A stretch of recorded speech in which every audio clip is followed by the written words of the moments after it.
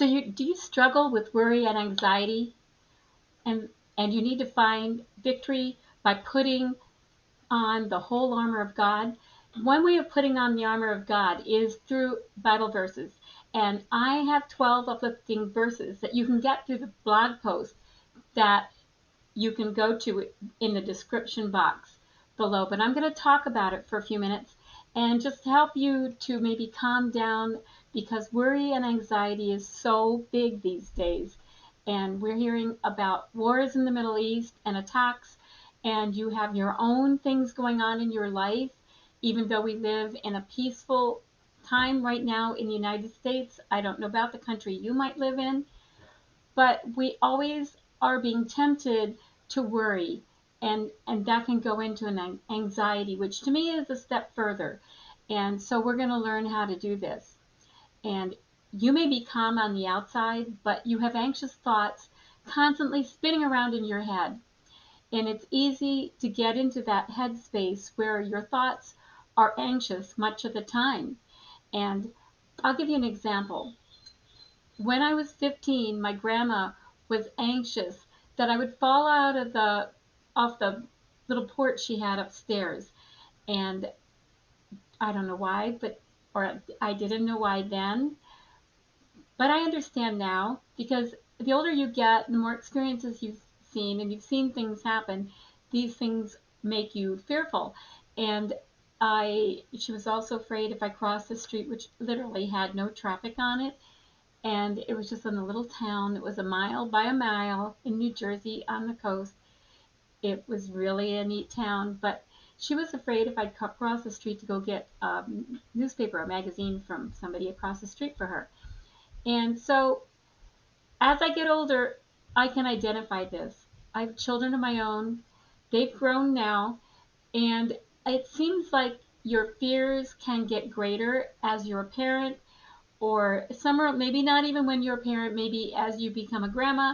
So I don't know where you're at, and it may not be about children. Your fears may be totally somewhere else, in some other way.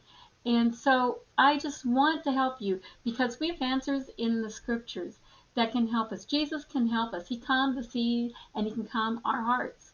And so no matter how much we try to control the environment that we live in by telling our child not to go out on a porch or be careful, and we make them stressed out because we're stressed out and fearful, and our fear can actually transfer to them.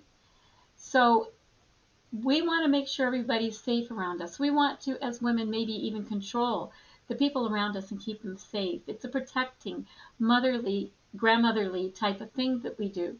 And our anxious thoughts can grow until they're out of control. And so what gives you anxiety if that's something you face? Are you anxious about your kids? Are you anxious about your husband's safety as he travels and goes back and forth to work? Do you have anxiety that if you had enough money, that whether or not you're going to have enough money this month? We are in a financial crunch right now, and I get that. And so we need to like have things happen before the end of the month. And so this happens to any of us from time to time, at least most of us. Most of us don't have so much money that we never face these things. So do you have anxiety over the success of your job or your ministry? Are you anxious because you don't have the success that you thought you would have? I often have to remind myself of that. My success is not in the money I earn for my website. My success is in what God is doing through my ministry. And so do you have an area where you have a deadline to meet? Maybe a deadline of having enough money for something by a certain date, or a deadline on your job or something. And so are you anxious that you don't fit in with the other women that you're around, your friends, your group of friends, and you don't quite fit? You feel like you're not the most popular. And we may not think we're thinking that, but just think about it. And we want to be liked. We want to be loved. So on and on it goes, and we fool ourselves into thinking that we don't worry, when in reality we do, or we might. So before we go any further in learning how to calm your worry, my worry, so it doesn't turn into anxiety, I want to talk to you about the difference between worry and anxiety, at least what I think it is.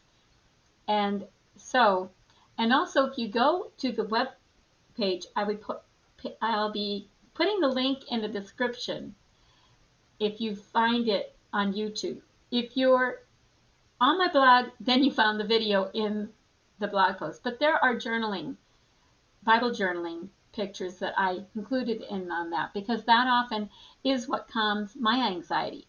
So the difference between worry and anxiety. You might be wondering what the difference is between worry and anxiety. You might think they're really both the same thing. And so let's see. Anxiety is an uneasy feeling of apprehension. You feel like there's impending danger, doom, or misfortune. It actually also is what happens when you can't control your worry and it turns into anxiety, and you have anxiety attacks or different things that happen to you physically maybe or emotionally because of the anxiety you're feeling over a situation or something, or rather that is happening in your life or you perceive as happening. That is a very real thing. So anxiety is usually prompted by fear. It is not normal for someone standing by a fence not to flinch when a bull boldly rushes past. You're naturally going to pull back and have fear. It's a warning system that you have built into our bodies that is natural. And it's natural to react to danger. When there's real danger, it's totally natural to fear. But so often, I can react to something that's not dangerous at all. That's a normal occurrence. That's something that I created in my headspace. So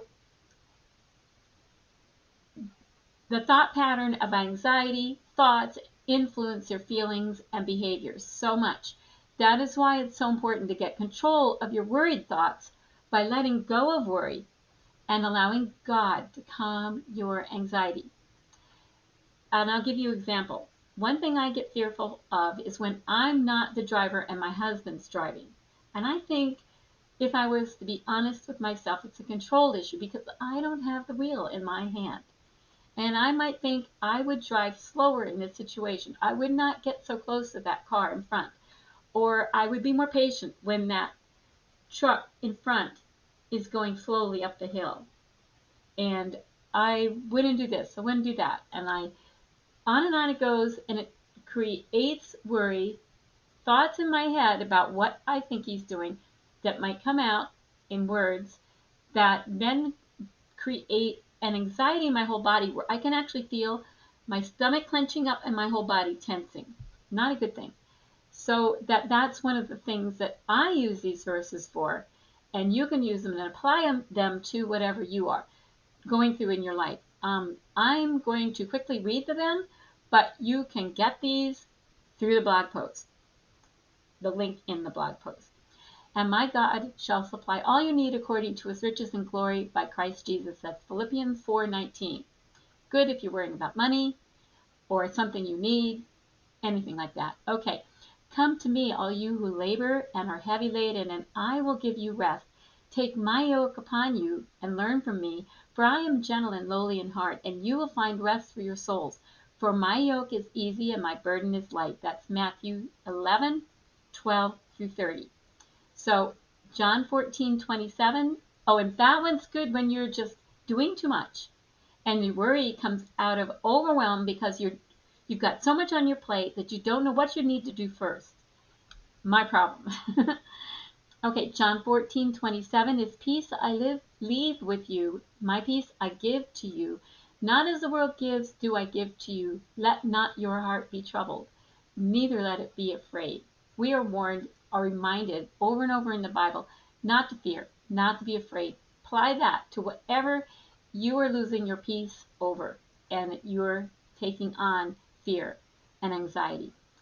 And Colossians 3:15 says, and let the peace of God rule in your hearts, to which also you were called in one body, and be thankful. Thankfulness is one of the things that unlocks worry. And anxiety is to start being thankful for whatever you have.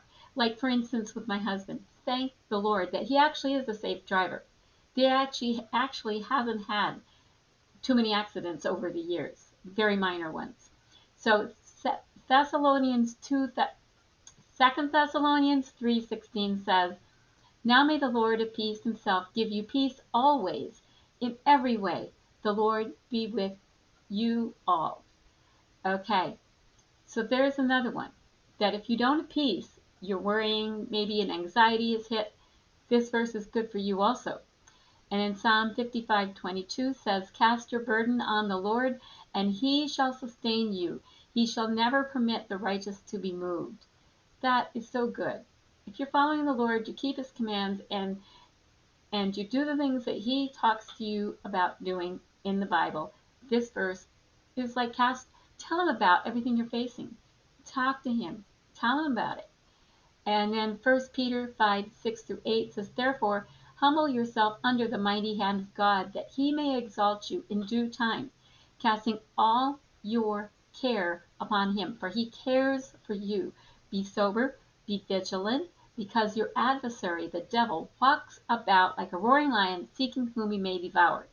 And if your worry is over situations with people, relationships, this verse is also for you, or for any of those situations, because he cares, God cares for you, and the adversary, the devil, is working through those people to cause a situation in your life, and you can cast those burdens on the Lord and tell him about it, and he will help you.